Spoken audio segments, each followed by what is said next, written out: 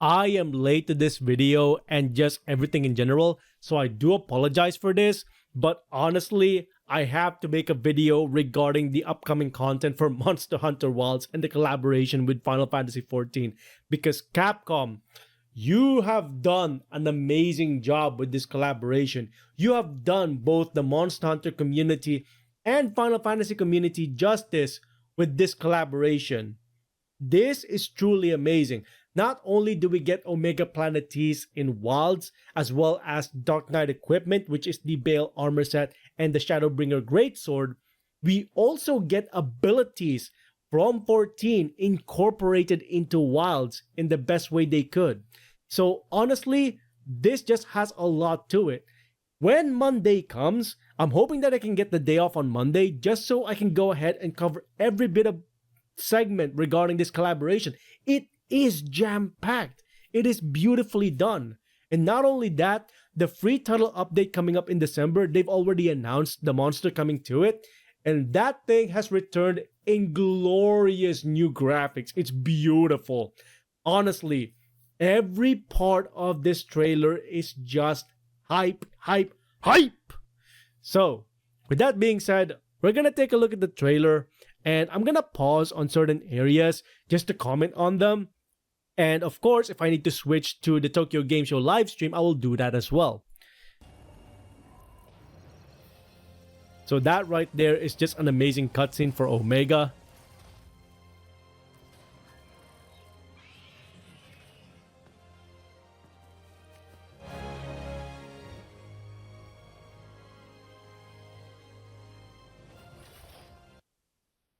That shot right there is a light party from 14. Your tank, your 2 DPS, which is the dual blades and the archer or the bow user, and the hunting horn represents the healer. Now, I can easily tell which classes are meant to be represented here just based on how they look and the equipment. Hunting horn, most likely white mage, just based on the white attire that they have. Obviously, the bow is going to be the bard, and they even have the bard hat and everything. They did that properly. And with the dual blades, that's the Viper from Dawn Trail. Obviously, you have the tank, which is the Dark Knight in the middle. They did just the shot perfectly for replicating a light party in Final Fantasy XIV. That's really awesome in my opinion. Well done, Capcom.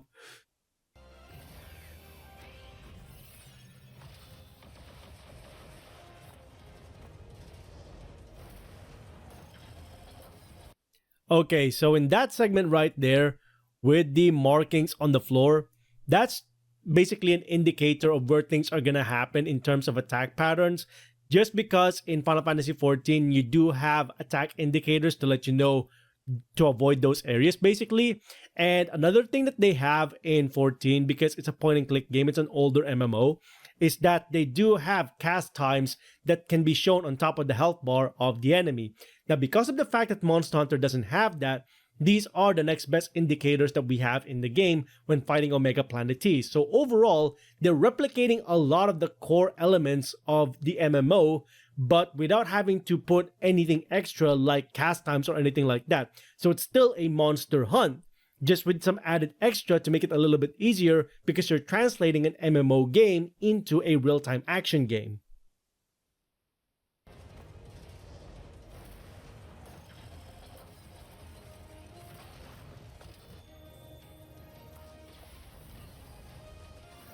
Okay, so my question with that part, with the ability that they just did there, where they threw a pot on the floor, is that going to be something that we pick up during the fight against Omega Planetes, or is it more like an ability? As far as I can tell, it's a slinger shot, so it's just something that we're going to pick up on the floor, and then when we shoot it, it generates a shield for us. And I'm assuming it reduces attack for this particular attack pattern, but could there be other attacks that it kind of like reduces damage for, or is it just this one? That's something we also have to see once we actually have the collaboration kick in on Monday next week.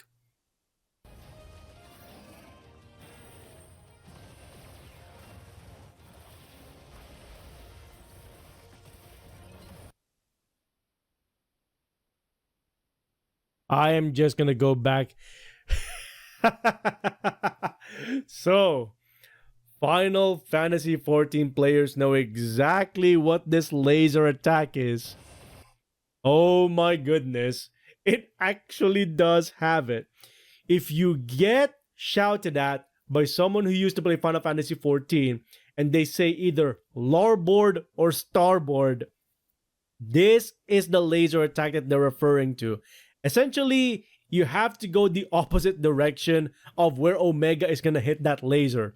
And because the cast time is shown in the game, if it says larboard laser, you go one direction to avoid it. And of course, it'll say starboard laser on the opposite direction.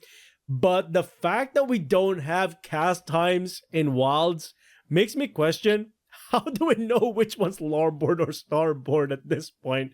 But we are hunters. We know which side a monster may do an attack just based on visual cues in the way they act. So we could have some form of advanced knowledge compared to what they have in Final Fantasy 14, where they use the cast times. So honestly, this is gonna be really interesting to see. I can't wait for hunters who have never experienced Final Fantasy 14 to get hit by this laser because they don't know which side it's gonna be coming from.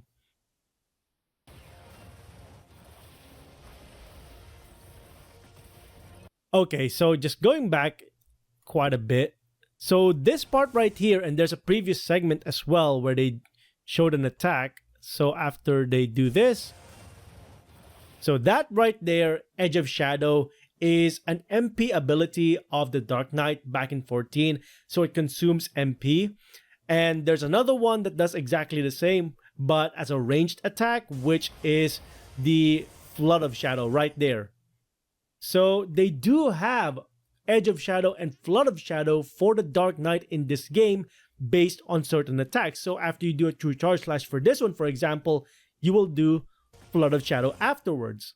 So that is very interesting because with the Edge of Shadow one, they did it with the slashing animation going diagonal, which is how they do it in 14. My question is, was that from part of the charge slash, or was that a unique animation for Edge of Shadow?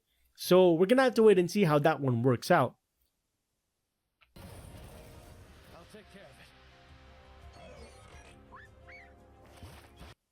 Okay, so going back here real quick, this one is interesting because that's a spoiler character for those of you who have never played 14 and are interested in doing so.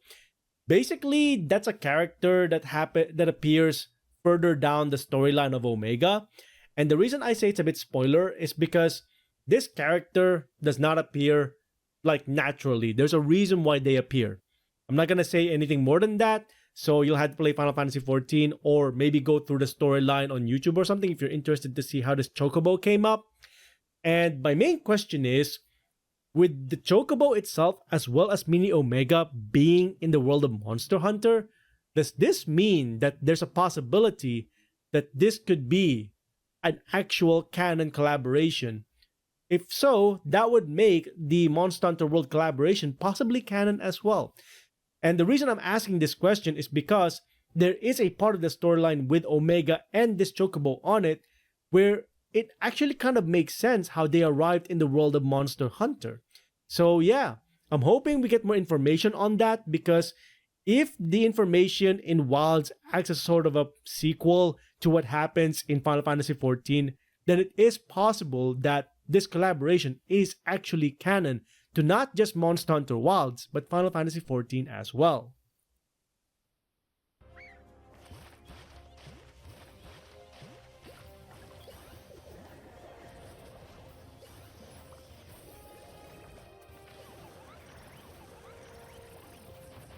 Okay, so going back there, not only do we get the Dark Knight from 14, we also get the Pictomancer, which is a mage DPS class.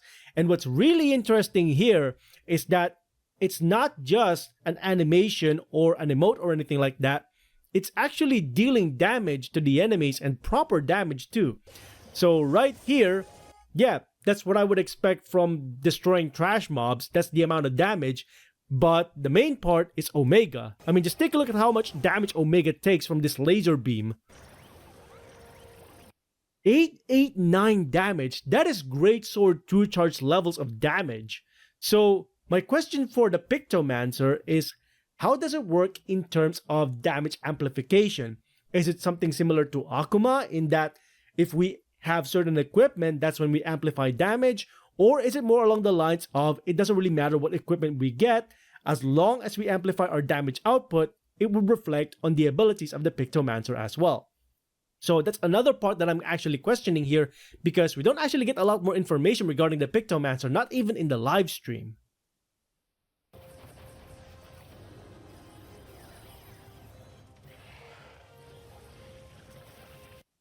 So I've gone through the Nursilla part on Capcom's post on Twitter.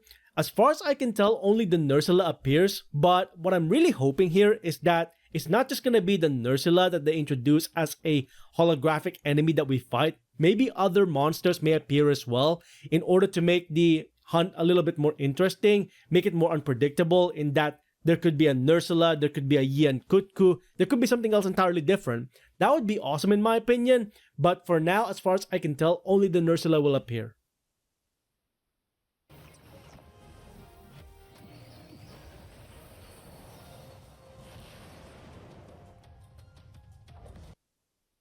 So, that final slash attack, that is awesome. And what the best part is that it's not just like, again, very similar to what I thought initially of the Pictomancer in that it's just gonna be special emotes or anything like that. No, this actually is a skill that they've implemented in the game. So I'm gonna go ahead and just go into the live stream real quick. If I can do so real quickly. Oh my goodness, I am... As part of the Bale Armor Alpha Set bonus skill. So I'm just gonna go ahead and take off my camera real quick. The ability that you get for the full armor set is known as the Blackest Night. The Blackest Night is a level 70 skill that you get in 14 for the Dark Knight. You get the bubble, and you also have the moment where you break the bubble. They can activate the unique action, the Black... There. You get that in 14. But the retaliation that follows, I have never seen it before in 14. So this is basically a Dark Knight special for Wilds. This retaliation attack right here. Look at that. That is awesome. You don't get that in 14 when using the Blackest Night. The way it works in 14 is that when you deflect a damage and the bubble breaks, you get what is known as a Dark Art. The Dark Art is a resource that gives you a free hit with the Edge of Shadow or the, I believe, what's the other attack called? The Flood of Shadow. So either one of those attacks normally cost MP. If you have Dark Art after breaking the shield from the Blackest Night, you get to use those for free. So you get the MP back regardless, which is awesome in my opinion, but this takes it to another level where you have Flood of Shadow coming out of both sides in this really awesome hype retaliation attack. Look at that! Unique action, the Blackest Night. And the best part is, you don't need the Greatsword for it. So long as you have the armor set, you can use this ability. Capcom did such an amazing job with it. I love it. I truly love it.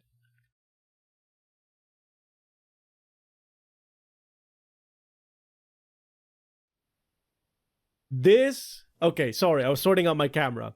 This has got to be the most in-depth armor set collaboration they've done, more so than Akuma in my opinion, and Akuma already has some unique abilities to go with it. The fact that you can kill a monster by simply punching and kicking it with Akuma's armor set, and the fact that you also have the, I believe the, I can't remember, the Mesatsu basically, the fact that you have that in Wild shows you that that armor set was in depth. But this is next level because not only do we have this for the armor set, take a look at the weapons. The Greatsword Shadowbringer has an exclusive weapon skill. That right there is Edge of Shadow after doing a true charge slash, and it also gives you a buff as well. So you're starting to see that there's a lot of things going on with both the armor and weapon. And you also get the Pictomancer to go with it. Pictomancers fight by causing their art to come to life. Having the the soul of the Pictomancer in your item Oh, pouch, hold on. I'm gonna go ahead and turn my camera off real quick, just so you can see the abilities. will allow you to cast Pictomancy spells like Palm Motif.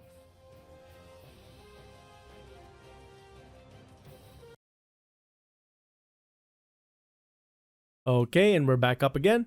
So, not only do we get an entire armor set, skills to go with the armor set that's our passive, we also get an active skill to go with it, which is the Blackest Night. So if you press square on your item bar on the Blackest Night, you get the retaliation ability. We also get the Pictomancer class and the abilities of the Pictomancer in the game, so long as you have the Soul Crystal or the Soul of the Pictomancer equipped. This collaboration just has so much going on, more so than World did with the Behemoth. That just shows you how much we have advanced from the previous generation in terms of collaboration content. Overall, this has been a hype collaboration and I can't wait for Monday. I really want to play it. I'm definitely going to try my best to have a day off that day just so I can try this out. Honestly, this is mind-boggling. Now, this video ain't over yet. No. We still got the 4th title update to go through really quickly here, because what we have here is the OG oil slick monster of the Monster Hunter series. New Udra? Nah, the tentacle monster, that's not the original, no.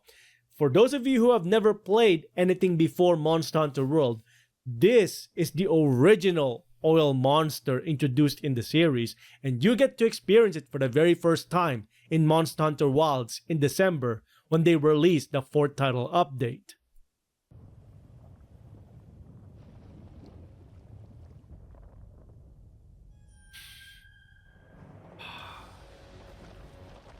You see that right there? That's not the face of the monster. It looks so good. Yes!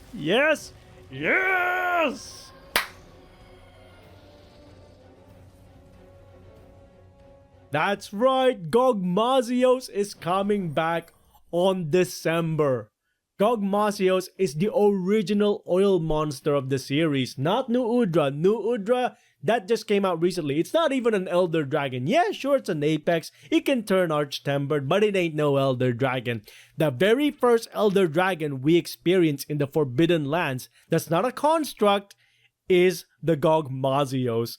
That is so awesome. Thank you, Capcom, for bringing this monster back. I know a lot of people who have had great memories fighting the Gogmazios for the first time in 4 Ultimate, myself included. So the fact that we get to experience Gogmazios in its full glory when it returns in Wilds, this is gonna be beautiful.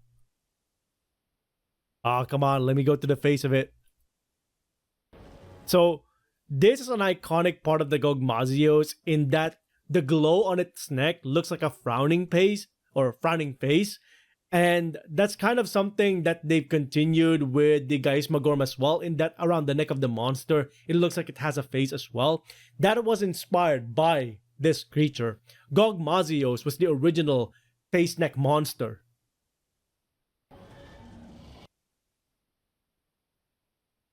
Just looking at this segment, you can't really see the full face of it, but that's just how it is. This is how you would translate it to make it look realistic. And this kind of reminds me of something like Godzilla, just the way it looks. I mean, just take a look at it. That is awesome.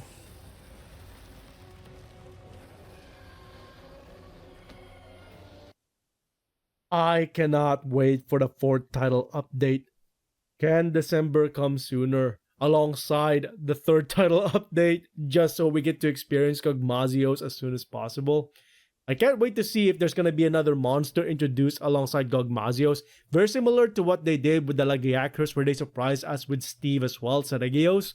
So that would definitely be an awesome way for them to end the year, in that Gogmazios is the first Elder Dragon we experience in Wilds, and we also get another returning monster.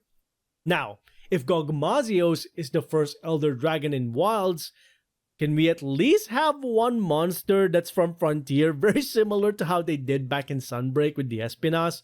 Please, Capcom, can we have a returning monster from Frontier? Please, please, please. That would definitely end the year with an absolute bang alongside the Halberd monster. Now, that's pretty much everything we've covered for Monster Hunter Wilds. I do apologize that this video is kind of all over the place because I wasn't really planning on doing it, but I completely forgot that the Tokyo Game Show was going to be happening today and that Capcom is obviously going to have news about Monster Hunter. So overall, based on everything we got to see, both for the collaboration coming up and the future title update, it has been an absolute hype for Monster Hunter Wilds.